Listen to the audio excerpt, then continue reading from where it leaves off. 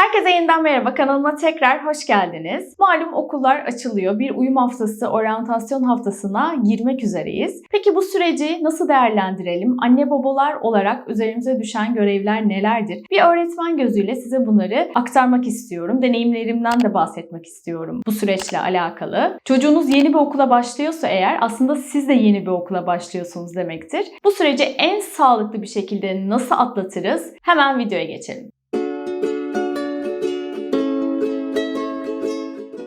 Okula başlamak hem çocuklar için hem de sizler için büyük heyecan verici bir durum. Büyük bir değişim aslında. Ama bazen bu heyecan yerini kaygıya bırakabiliyor. Kaygıyı en aza indirgeyerek bu süreci nasıl iyi bir şekilde geçiririz? Biraz sonra maddeler halinde saymaya çalışacağım ve açıklamaya çalışacağım. Sizler de kendinize uygun noktaları not etmeyi unutmayın lütfen.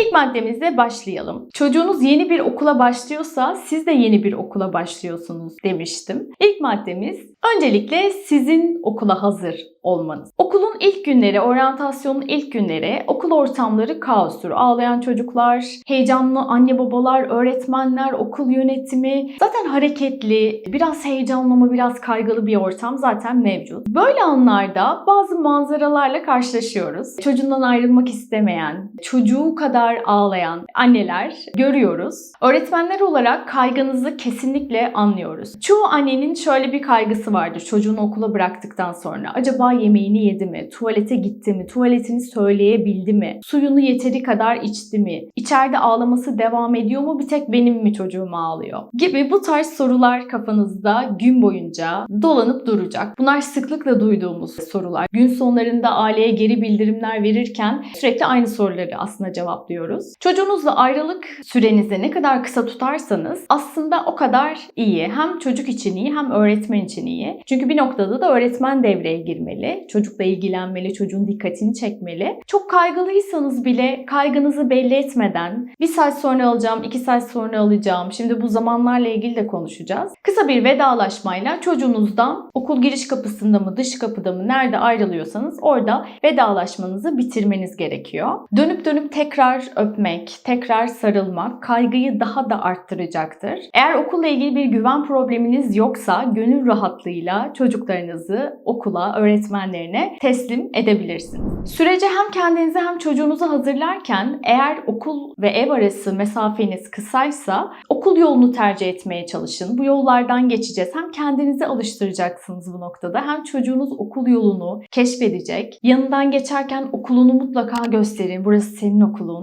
Ben sürekli buraya geleceğim seni almaya, atıyorum siz alacaksınız. Veya serviste gelecekse servis seni buradan alacak, eve bırakacak gibi. Çocuğunuza bu tarz geri dönüşler sağlarsanız çocuğunuz da okulu yavaş yavaş sevmeye başlayacak sizin heyecanınızdan dolayı.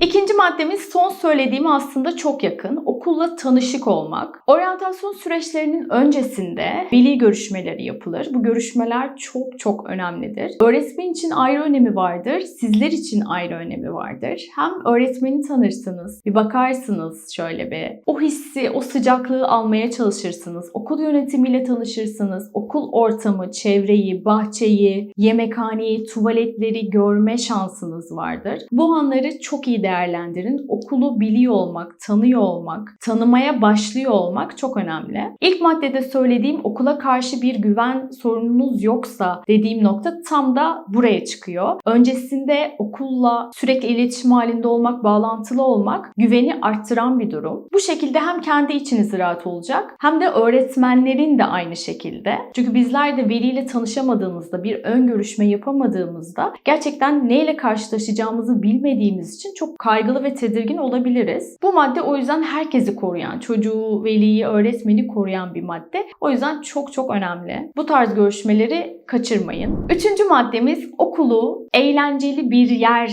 gibi gösterin. Çünkü zaten okul eğlenceli bir yer. Ama hiç okul yaşantısı olmayan çocuk bunu çok da bilincinde, farkında değil. Bunu kim sağlayabilir? En temelinde siz sağlayabilirsiniz. Örneğin seçtiğiniz, beğendiğiniz, çocuğunuzun da önceden gidip gördüğü, beğendiği okul hakkında internet sitesinden görseller gösterebilirsiniz. Okulun daha önceki yıllarda yaptığı yıl sonu gösterilerini, branş derslerindeki performanslarını gösterebilirsiniz. Bak sen de böyle yapabilirsin. Bak çok güzel, çok keyifli, ne kadar eğleniyor çocuklar gibi okulu daha çok sevdirecek geri dönütler sağlamaya çalışın. Örneğin yüzmeyi çok seviyor ya da baleyi çok seviyor. Okulunda da böyle bir branş dersi var. Mutlaka onun görsellerini çıkartın. Bu konuyla alakalı yine uyku saatlerinden önce okulu anlatan, okula yeni başlayan çocukları anlatan, ilk önce ne kadar kaygılı olup sonra ne kadar mutlu olduklarını anlatan hikayeler okumaya çalışın. Instagram hesabımda bununla ilgili bir post paylaştım. Bu dönemde özellikle çocuklara okunması gereken 3 tane kitap önerisi yaptım. Oradan da girip hesabıma bakabilirsiniz. Bizler en ufak bir durumda kitaplardan destek alıyoruz.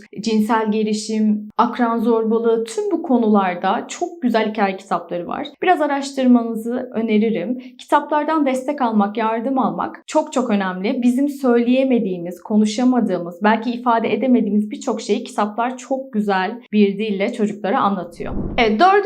madde olarak okul zamanlarından bahsetmeye çalışın. Şimdi bu ne demek? Çocuklar okula geldiği an, sınıfa girdi, alıştı, iyi veya kötü. Çocukların sürekli sorduğu bir soru vardır. Ne zaman gideceğim? Bir branş ders varsa o ne zaman olacak? Annem ne zaman gelecek? Gibi soruları çocuklardan çok fazla duyuyoruz. Biz öğretmenler aslında bunun açıklamasını somut bir şekilde çocuklara veriyoruz. Nasıl veriyoruz? Hemen söyleyeyim. Belki siz de evlerinizde yapmak istersiniz. Bir ip düşünün. İpin üstlerine bazı görseller asıyoruz. Yanlarında yazısı da olan. Örneğin okula geliş, kahvaltı saati, beden eğitimi saati varsa, öğle yemeği zamanı, etkinlik zamanı, oyun zamanı, serbest zaman, eve dönüş gibi bir ipin üzerine tutturduğumuz çok basit bir yöntem. Yazıların yanlarında dediğim gibi görselleri var. Çocuklar görsellerden bakarak şimdi neyin sırası, bundan sonra ne geliyor, bundan önce ne vardı, bunu çok rahat görebilecekleri bir yöntem aslında.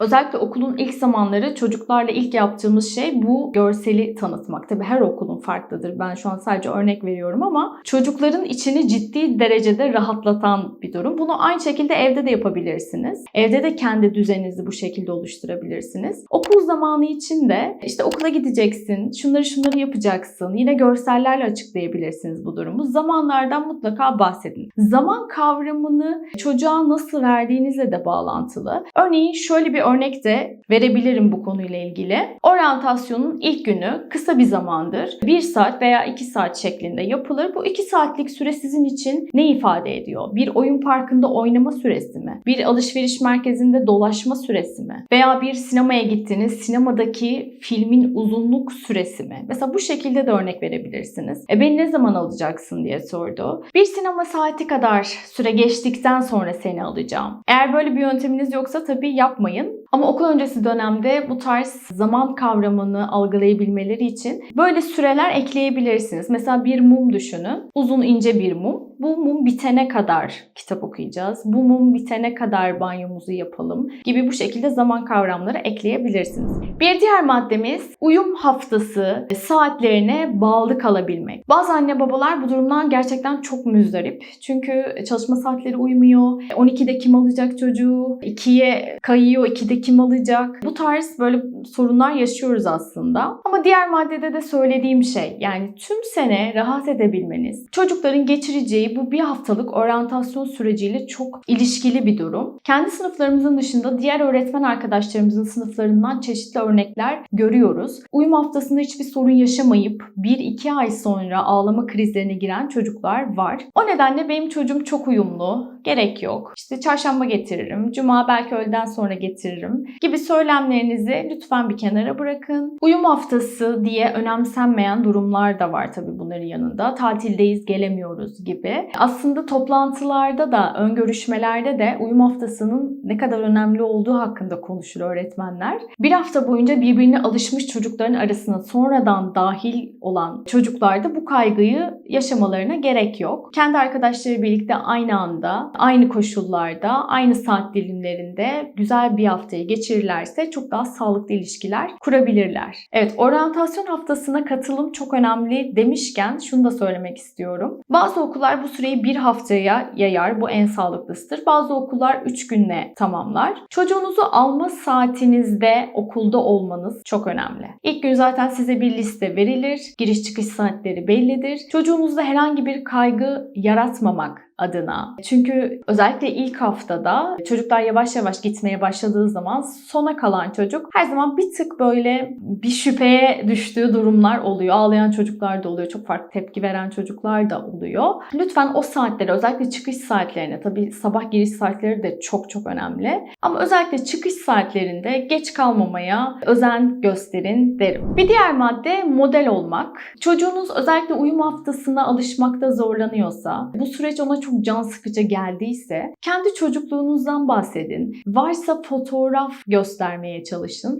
Ben de böyleydim. Ben de biraz ağlamıştım. Kitaplardan destek alın diyoruz ya aslında. Yani asıl kaynakta biziz bir noktada. Biz de çocuktuk, biz de küçüktük. Aynı süreçlerden biz de geçtik. Böyle bir süreç olduğunu bilsin. Sizin de bu süreçten geçtiğinizi somut örneklerle göstermeye çalışın. Her konuda olduğu gibi çocukların sorularını yanıtsız bırakmıyoruz. Bu da diğer maddemiz. Her konuda diyorum çünkü çocuklar her konuda meraklıdır. Her konuyla ilgili soru sorabilir. Bazen bilmediğiniz sorular sorabilir. Okulla ilgili tüm sorularını sorduğu kadar yanıtlamaya çalışın. Ve gerçekten bilmediğiniz noktalarda istersen bir öğretmenini arayayım veya okul yönetimini arayıp öğrenip sana tekrar sorunun cevabını iletmek isterim gibi bir açıklamayla yine de sorularını cevapsız bırakmamaya çalışın. Ve son olarak da çocuğunuzda gerçekten bir uyum problemi varsa, okula alışma süreci çok fazla uzun sürdüyse bir uzman desteği almanızda fayda var. Zaten öğretmeninden geri bildirimler alacaksınız. Okul yönetiminden, psikoloğundan,